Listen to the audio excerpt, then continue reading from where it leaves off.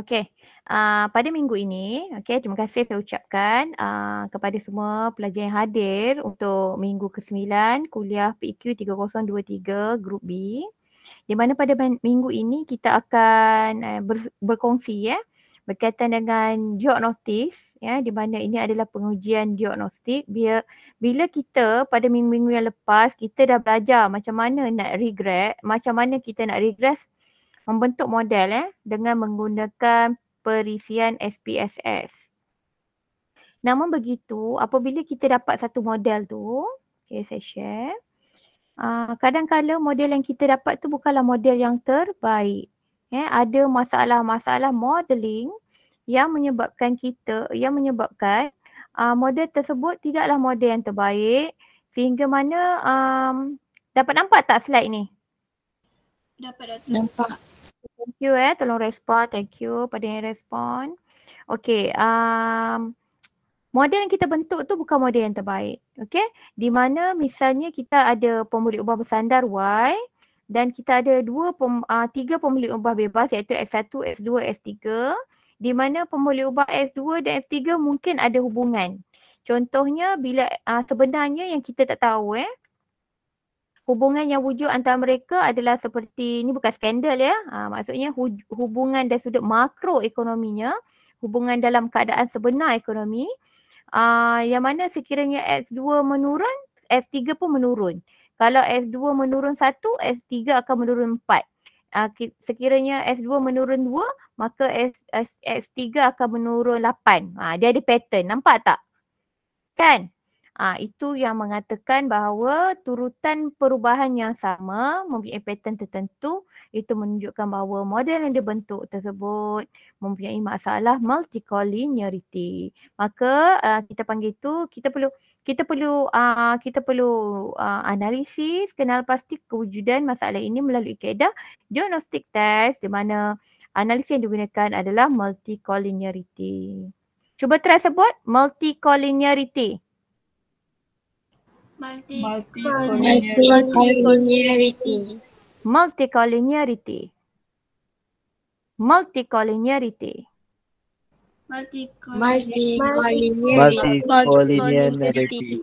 Multicollinearity. Okey. Jangan nanti habis semester pun tak erti sebut lagi. Apa tu yang multi tu? Okey. Jadi nama dia multicollinearity. Jangan bagi nama lain Okey. In general, multicollinearity refer to the situation in which two or more explained variable in a multiple regression model are highly linearly correlated. Jadi yang saya cakap dengan awak tadi lah, dia ada hubungan bukan hubungan sikit-sikit tetapi hubungan yang kuat highly linearly related We have perfect multicollinearity if, for example, as in the equation above, the correlation between two dependent variable is equal to 1 or -1. Okay, above di sini kamu boleh refer kepada mana? Refer mana? Above tu masuk ke atas. Atas mana? Okay, atasnya berarti dalam modul modul. Tapi kat sini above je ada di bawah. Tapi nanti kita akan discuss lah. Okay, saya habiskan dulu. This multicollinearity problem is closely linked to the 7th OLS assumption. Okay, andaian OLS juga ada dalam modul, nanti boleh cari. That can be satisfied like when X1, 2, 3 nearly independent. Macam saya cakap dengan awak tadi, X1, X2, X3. Sesama dia ada hubungan yang kuat. Misalnya, problem berlaku apabila wujud hubungan antara S2 dengan S5. Di mana S2 dengan S3, di mana kedua-duanya ada linearly dependently. Okay? In other words, if you get value of X2, tak payah susah-susah, dah boleh kira S3. Betul tak?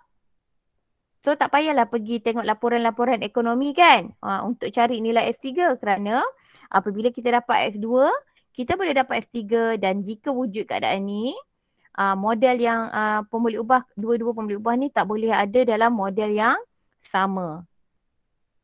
Tak apa, tak faham, tak apa, kita dengar dulu ya.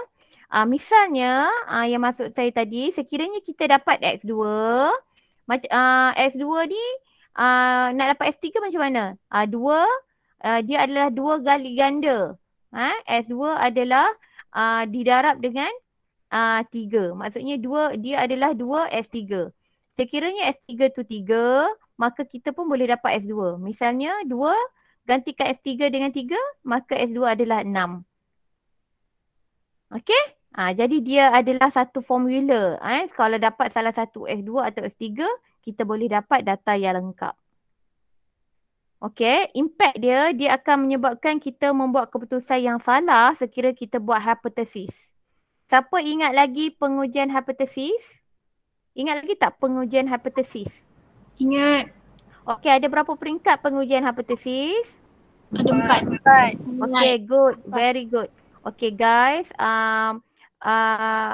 Multicollinearity ni akan membuatkan kamu membuat keputusan yang salah tau waktu kamu buat pengujian hipotesis, kerana dia akan menyebabkan kamu akan dapat nilai FE yang besar.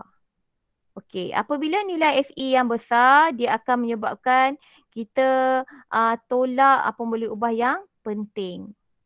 Nampak tak? Okey, waktu bila? Okey, mari kita recall.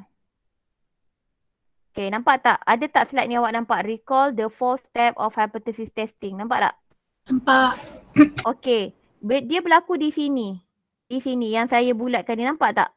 Nilai beta, varian beta ni akan menjadi sangat besar. Okey, apabila nilai yang kecil dibahagikan dengan nilai yang besar, apa jadi? Dia akan menjadi sangat kecil. Jadi nilai T star sangat kecil. Apabila nilai T star sangat kecil dia kalah, maka kita akan terima HO. Betul tak? Kalau T star kecil daripada T critical, kita akan terima HO. Betul tak?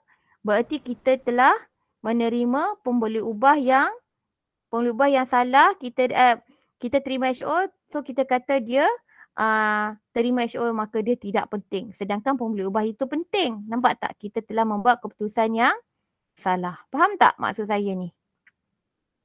Faham. Nampak Nampak berarti saya ulang balik. Multicollinearity akan menyebabkan nilai varian sangat besar.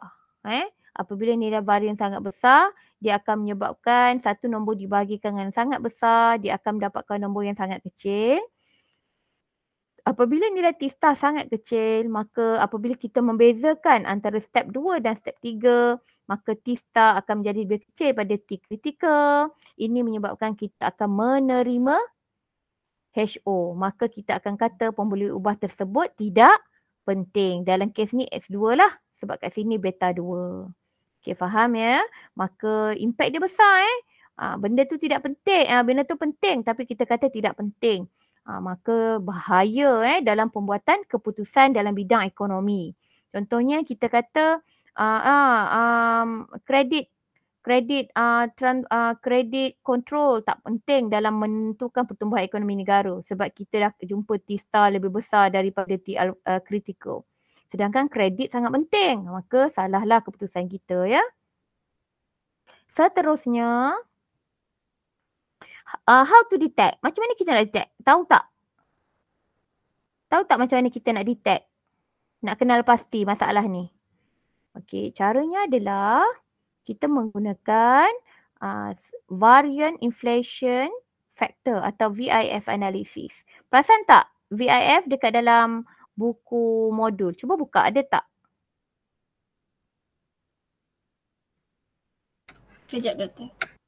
Semua orang ambil masa, siapa yang ada buku, siapa yang berada dekat dengan buku, tolong buka dan respon. Ada tak VIF dalam buku? Buka bab multicollinearity dulu.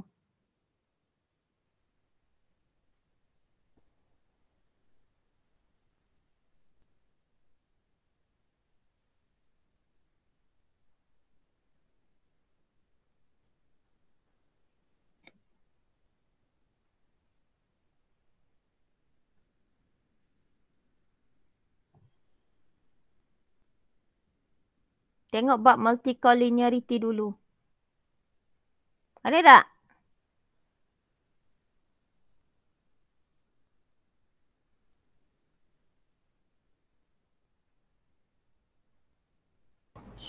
Tengah cari, kejap.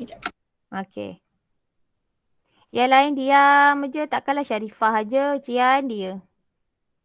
Tengah cari juga doktor. Tengah cari juga doktor. Sian Sarifah. Samsul Akmal baru datang. Pergi mana tadi?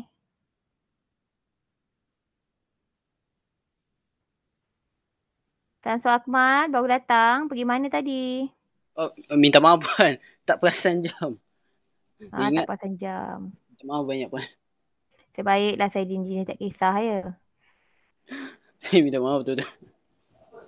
Ke awak kerja ni? Ni kerja ni. Tak kerja Kerja Puan. Kalau kerja pun saya tak kisah. Tapi datanglah kuliah waktu-waktu tu kan. Sebab kita buat pun tak lama. Okey, sekarang ni Samsul Akmal. Nak panggil Samsul ke Akmal ni? Dua-dua pun boleh. Panggil Samsul lah ya. Okey, Samsul. Sekarang ni kita tengah cari tajuk multicollinearity dalam buku dalam modul. Dapatkan tajuk berkaitan dengan VIF. VIF. VIF. Okey. Kita share balik kuliah ya. Okey, VIF yang dimaksudkan adalah pendekatan pertama yang digunakan dalam mengesan masalah multicollinearity di dalam model. Alah, siapa pula yang datang ni? Dah stop lagi.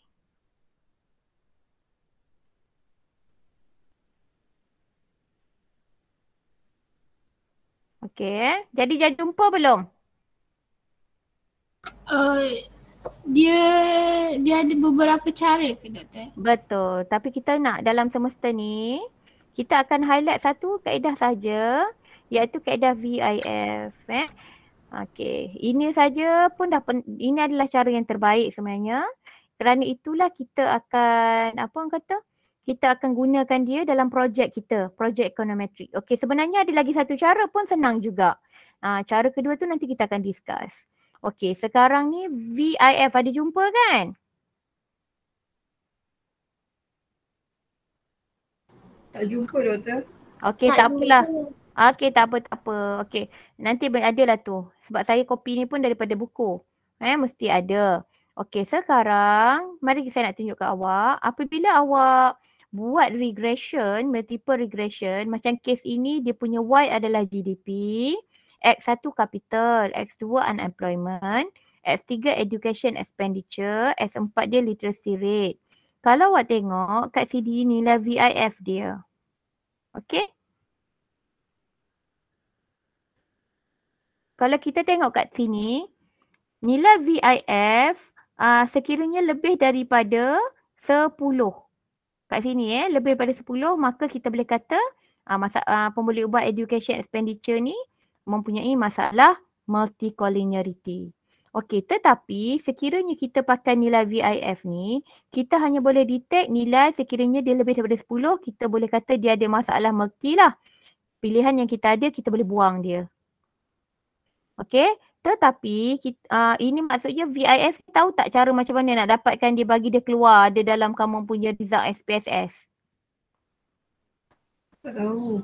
Okey, ingat tak hari tu saya tengok kuliah yang lepas yang saya ajar regression. Masa tu saya dah ajar bagi macam mana nak keluarkan VIF. Okey? Tengok kuliah yang lepas. Masa tu saya dah ajar macam mana nak keluarkan VIF. Sharifah ada perasan tak? Samsul Akmal ada perasan tak? Ada, doktor suruh tekan collinearity dekat statistic option kan? Dia akan dekat. Dia akan apa Sharifah? Kalau kita tekan collinearity tu nanti dia akan keluar untuk VIF dengan yang tolerant. Okay, so tengok balik pada yang tak ingat, recall balik dengan melihat nota kuliah yang lepas di YouTube. Boleh tak? Okay. Tolong tengok benda tu dah ada di hujung jari. Sebenarnya memang dah ada. Tapi tanya saya tak kisahlah. Cuma saya pun akan maklum pada awak di mana sumber tu berada. Okey, kedua ya. Yang kedua ni approach yang kedua ni saya suka juga. Di mana pertama kamu buat OLS. Berarti kamu run seperti biasa dan kamu kena klik bahagian yang apa ni? Sekejap kamu kena run OLS Dan kamu ada pilihan sama ada kamu nak klik untuk keluarkan VIF ataupun tak payah pun tak apa. Okay? Okay? Yang VIF, kamu perlu klik pada kawasan statistik tu untuk keluarkan result VIF. Tetapi untuk approach yang kedua ni, tak perlulah klik untuk yang VIF itu. Kerana kita memerlukan delay R-square. R-square ada tak dekat result SPSS kita? Ada. Dia mesti ada. Dia memang akan keluar R-square. Nanti pada siapa yang tak ingat, tolong tengok buka-buka buku yang modul tu. Saya ada sediakan result-result SPSS. Cuba awak tengok. R-square. Kemudian kita perlu buat korelasi Pearson. Korelasi Pearson ni kita perlu buat untuk semua pemboleh ubah yang bebas. Untuk semua pemboleh ubah bebas. Contohnya kalau kat sini dalam kes ni kita ada capital, unemployment, education dengan literacy rate. Berarti kita buat sesama dia je lah. Tak payah masukkan GDP. Buat pemboleh ubah bebas sahaja. Okey. Kemudian apabila kita dah ada tu, kita perlu buat macam ni. Okey, ini kurang Yang ini. Okey. Okey. Kalau ini korelasi Pearson, VS melawan R-square. Okey. Sekiranya R-square kita lebih besar daripada korelasi. Okey. Maka kita kata wujud masalah multicollinearity tetapi tidak serius. Namun, okey, ni anak panah ni berubah patutnya dia bentuk kurang Sekiranya R-square kurang daripada korelasi Pearson, maka kita mengatakan bahawa wujud masalah multicollinearity dan dia adalah serius. Jelas tak? Jelas doktor. Okey, ini saya highlight lagi Ini tersalah nak panah ni. Patutnya dia kurang Yang ini besar, R-square lebih besar, yang ini R-square lebih kurang. Maka masalah yang wujud adalah serius dan juga tidak serius. Okey? Okey doktor. Okey. Okey, saya sambung. Okey, itu dah saya dah jelaskan tadi. Lepas tu, ini adalah cara bagaimana kamu perlu report. Perlu report approach 3 tadi. Pertama, kamu kena tulis. Nanti kamu boleh rujuk apabila kamu nak buat projek nanti. Kamu boleh buka balik kuliah minggu ke-9. Kamu tengok cara macam mana kita nak report. Kamu boleh rujuk jadual ini. Kat sini kamu letak korelasi antara X1, S2, korelasi S2, S3, korelasi S2, S3 kan. Bertukar-tukar ni. Kamu letak nilai korelasi di sini dan kamu buat anak panah lebih besar atau lebih kecil. Dan kamu letak nilai R-square kat sini. Maka lepas tu kamu buatlah kesimpulan sama ada wujud masalah multicollinearity yang serius ataupun tidak serius. Okey. Apabila saya kata wujud masalah multicollinearity yang serius ataupun tidak, ini menunjukkan bahawa sekiranya kita menggunakan data siri masa, saya tekankan lagi data siri masa, maka masalah multicollinearity ni biasanya dia akan wujud tetapi sama ada keadaan tu serius ataupun tidak serius. Okey, thank you. Tapi kita sambung dengan kuliah seterusnya. Nampak tak saya tukar slide? Tak nampak doktor. Okey, saya kena stop lah. Okey, lagi sekali Okey, kita sambung kuliah dengan slide yang seterusnya VIF. Ni sikit je. Okey. Okey, nampak Nampak. Nampak dah. Okey. Okey, VIF adalah the variant inflation factor. Okey, di mana it's simply a term used to describe when two or more predictor in your regression are highly correlated. The VIF measure how much the variance of an estimated regression coefficient increase if your predictors are correlated. Each predictor in your model will have a VIF value. Macam saya kata tadi, bila kita dah keluarkan result SPSS, dia akan keluar nilai VIF. Sekiranya lebih tinggi daripada 10, maka dikatakan pemboleh ubah itu ada masalah multicollinearity.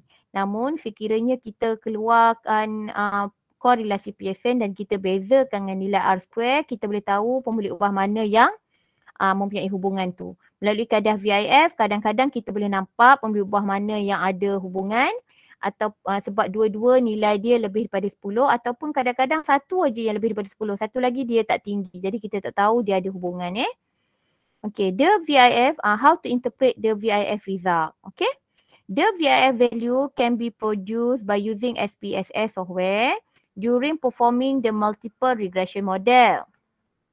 Basically, if the VIF value lies between 1 hingga 10, then there is moderate multi-collinearity problem in the regression model.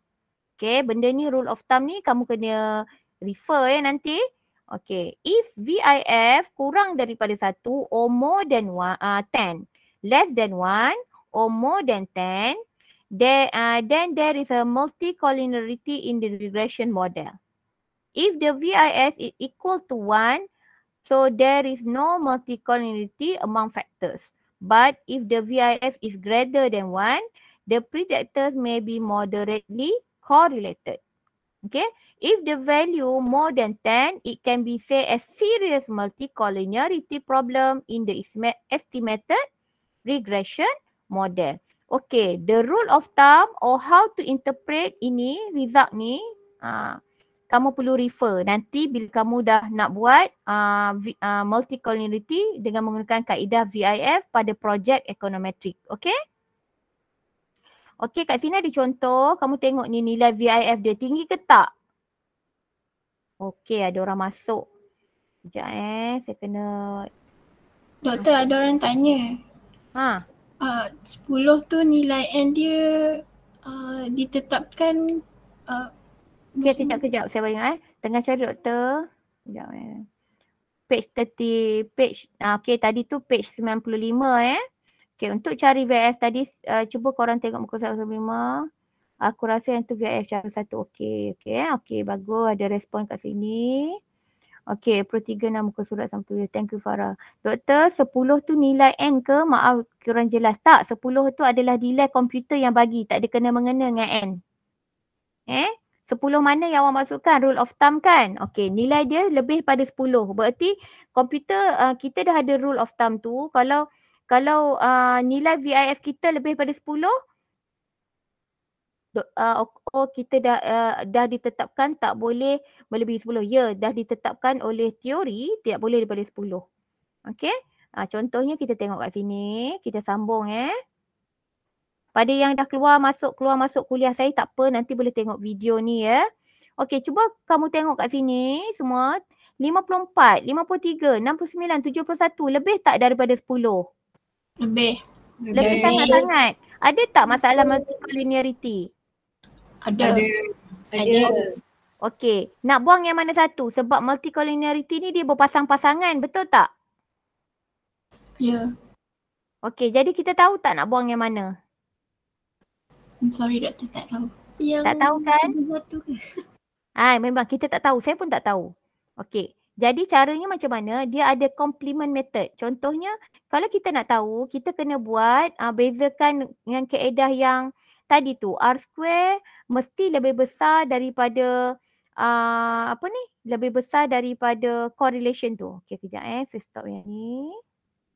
Sorry ya, kena stop step. Okey.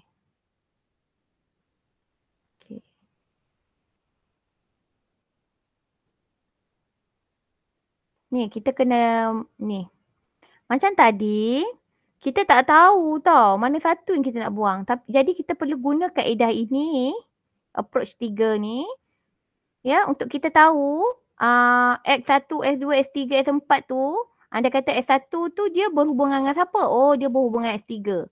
Jadi kan saya kata kalau dua pembuli ubah, okey, S2 dengan S3 dia berhubungan. Kita nak buang yang mana satu? Kita kena buang salah satu. Betul tak? Betul. Okey, kita buang nilai VIF yang tinggi. Okey, anda kata tadi kan kita ada 4 VIF yang tinggi. Betul tak? Tapi kita kena buang 2 sahaja. Nak buang 2 ni kita kena tahu dulu diorang ni berpasangan dengan siapa. Okey, bila kita menggunakan kaedah approach 3, kita boleh tahu dia berpasangan dengan siapa. Bila kita tahu dia berpasangan dengan siapa, contohnya S2 dengan S3, S1 dengan S4. Okey, S2 dengan S3 ni pula kita kena tahu antara dua ni VIF mana yang paling tinggi. Yang 3 kita buang. Contohnya S3 buang. So tinggallah S2. X4 dengan 1, X1 yang tinggi. So tinggallah F4. Maka kita kena buat regresi yang baru dengan membuang formula ubah X3 dengan X1. Nampak tak? Oh, nampak sikit Doktor. Okey, nanti ulang balik dengar semula apa yang saya jelaskan Okey, saya nanti ni sebab kita rakam, kamu boleh dengar lagi sekali. Okey, saya buka balik yang ini. Maknanya Doktor, antara dua pasangan tu salah satu kena buang. Lepas tu pasangan yang satu lagi tu satu kena buang. Betul. Jadi akan kuranglah dua di sini. Maka adalah pasangan yang baru nanti. Betul tak? Maksud kat sini. Yang buang tu yang paling tinggi. Masa kalau contoh kat sini kan. Okey, X1 berpasangan dengan S4. Contoh Maka kalau kes kat sini kita buang X4 sebab dia 71. X2 54. Okey, X2 dengan S3 berpasangan. Tapi X3 69. S2 53. Okey, kita buang mana? 69. Kita buang S3. Betul tak? Jadi yang tinggal X2 dengan X1. Betul tak? S2 dengan S1 akan tinggal. Lepas tu bukannya kamu tinggal macam tu je. Kamu kena buat regresi baru yang mana akan ada X1, X2, X5 dengan S6. Nampak tak? Nampak. Okey. Mohon dengar semula video ni. Ini adalah kaedah untuk report projek nanti. Okey. Lepas tu bila dah buat regression kedua tu tengok balik nilai VIF rendah tak? Tiba-tiba S1 dan S2 pula berskandal lagi. Ya Allah. Kan tadi kita dah buang pasangan yang ada skandal yang tadi. Tiba-tiba ada juga lagi. Nilai dia lebih daripada 10 dua-dua ni. Kita nak buang dua-dua ke buang salah satu? Buang salah satu. Buang salah satu lagi. Jangan buang dua-dua. Bagi Chan. Okey, buang salah satu. Pisahkan dia. Lepas tu anda kata kita buang di X1 lah. Betul tak? Kita buang X1 lah sebab 54 dengan 53 contoh Maka tinggallah kamu kena buat regression yang seterusnya. X2, X5 dengan S6. InsyaAllah okey. InsyaAllah okey Yang ketiga biasanya dah okey lah. Doktor, macam mana kita nak tahu pasangan-pasangan tu? Yang tu saya kata tadi, buat assumption ketiga. Kamu kena tengok, kamu kena buat korelasi Pearson. Maksudnya ada formula dia lah. Kejap. Sekejap saya stop. Okey, saya patah balik. Okey, macam mana nak tahu pasangan? Okey, kamu kena buat method ni. Okey, memang VIF dia tak bagi tahu pasangan. Tetapi dengan kaedah ketiga ni, kamu akan buat by using your project data, you are required to estimate the correlation between the dependent variable only. Okey, maksudnya S1, S2, S3, S4, S5 semua tu. Betul tak? Y jangan. Okey, kamu buat regression Pearson. Lepas tu kamu kena report ni. Pasangan-pasangan ni X1, S2, S1, S3, S2, S4, S3, S5. Nampak tak? Kamu report ni. Lepas tu kamu report ni.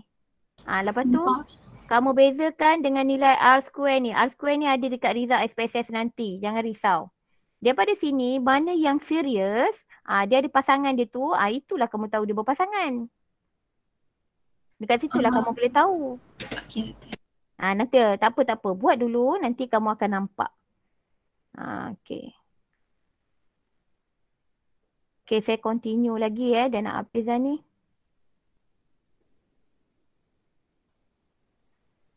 Okey, pada yang ada masalah internet tak apa, jangan risau, saya faham.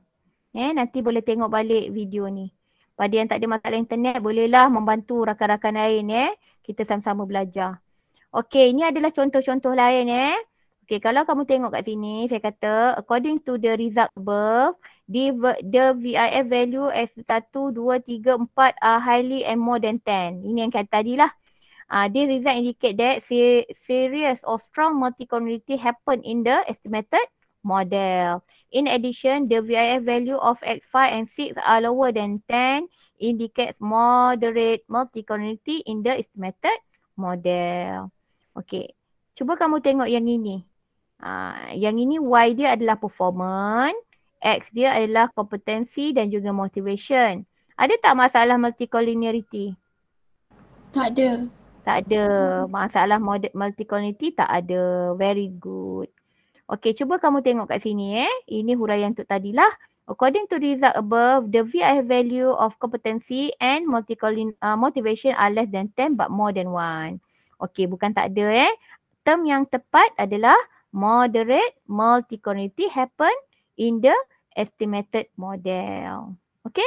Kalau tak ada, dia mesti nilai dia adalah 1. Okey. Okay, how to perform the VIF in the SPSS. Okay, performing VIF in the SPSS saya dah ajar. Kamu boleh rujuk kuliah pada minggu yang saya ajar multiple regression. Di situ saya dah tunjuk cara macam mana. Week berapa Week berapa ingat tak? Ni week 9, week 8, week 7. Okay, tengok week 7 atau week 6. Kuliah week 7, week 6 yang tajuk multiple regression model. Kat situ ada.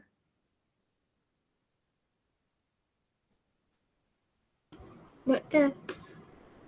Week 6. Ada yang kata week 6. Okey, tak apa, nanti refer Ya, saya. Yang BIF tadi yang kita belajar tu nanti kena buat dalam projek nanti ke? Okey, ya.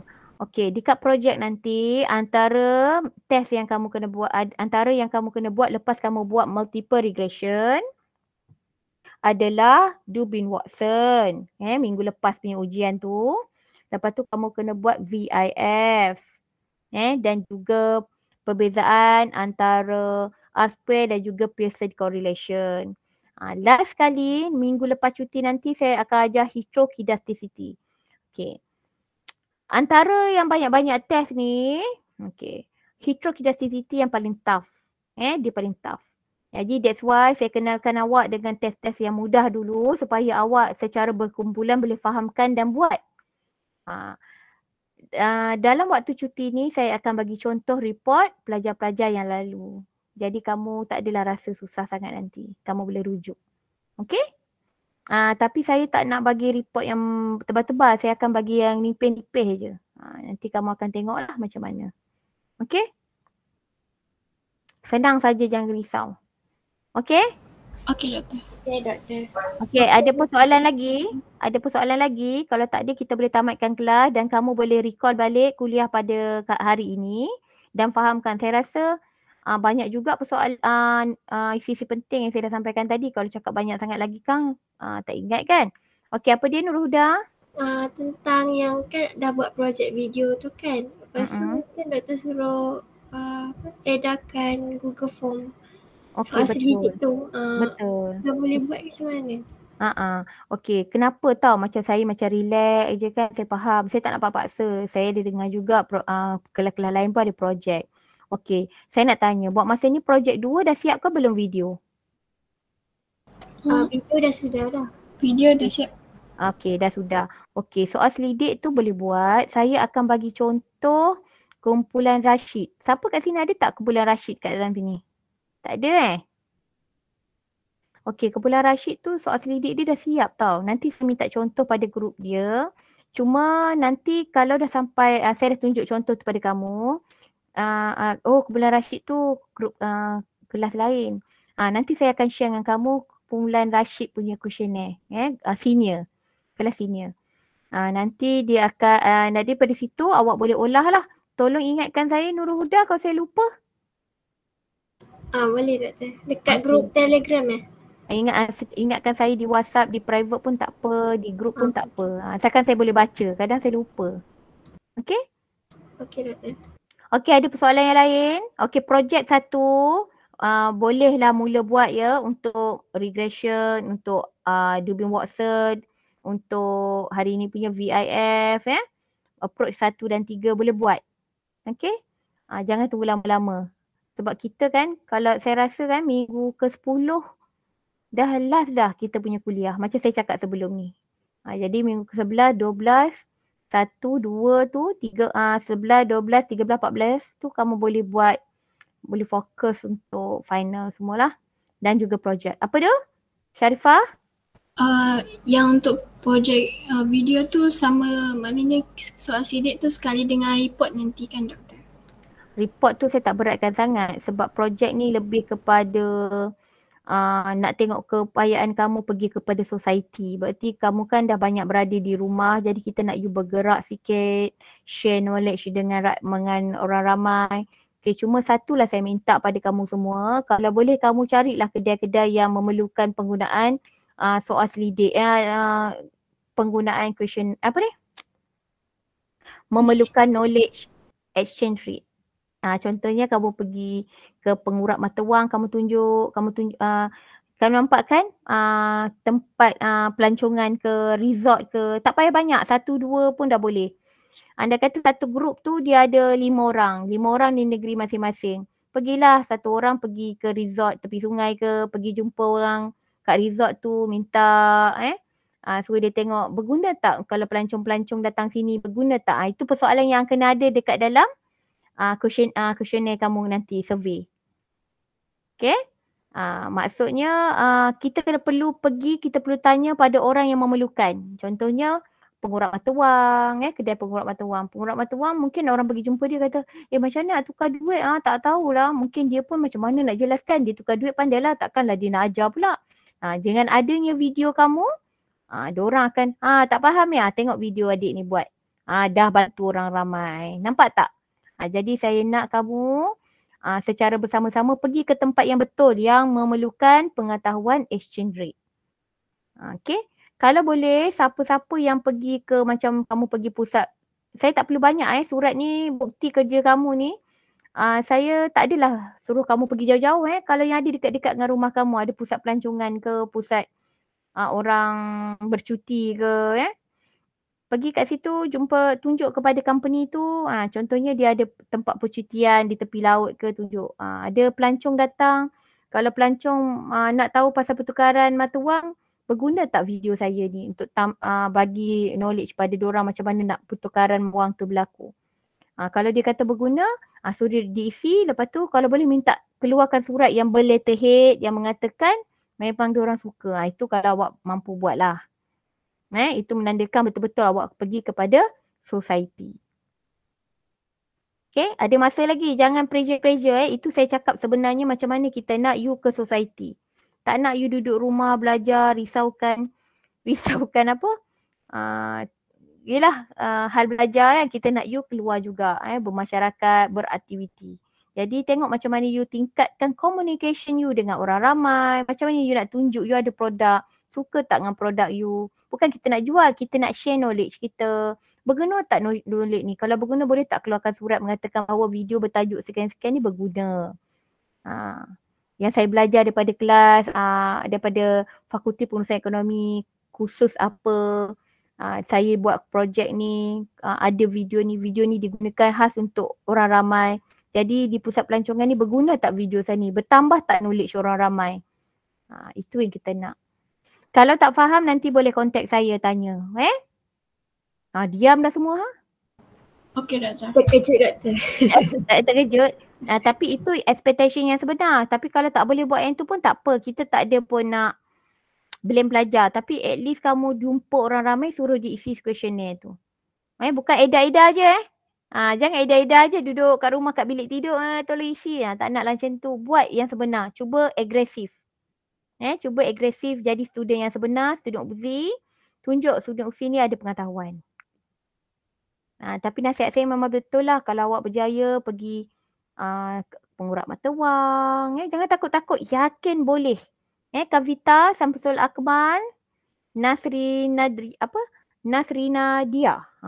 Sedap namanya. Nasrina Dia. Balkis, Umi Fakira, Amai ni Roro Arum. Ini kita nak bentuk keberanian. Hajijah Wano Hazwan. Okay, kita nak you berani. Jadi tengok berjaya tak? Ada tak grup yang berjaya mendapat surat? Saya nak tengok ada tak. Kalau ada, alhamdulillah. Berani kat pelajar-pelajar saya. Dan yakin kamu ada keyakinan dengan ilmu yang kamu dapat daripada UFSI. Saya yakin kalau kamu buat projek ni betul-betul, kamu keluar daripada UFSI, yang paling kamu ingat adalah exchange rate.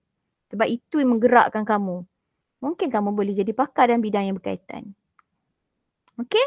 Okey, ada persoalan lagi? Kita dah sampai pukul 4.49.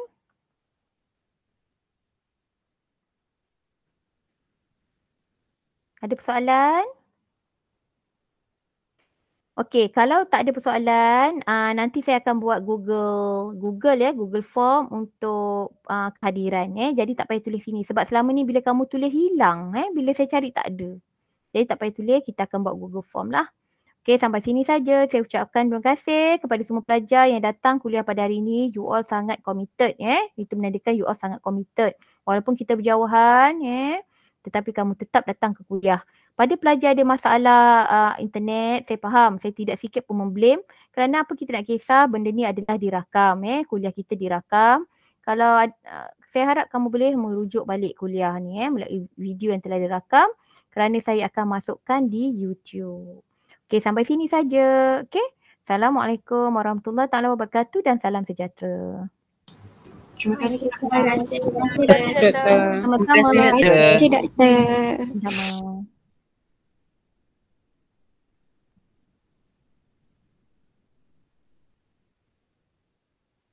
Okay, saya nak kick off pada yang ni.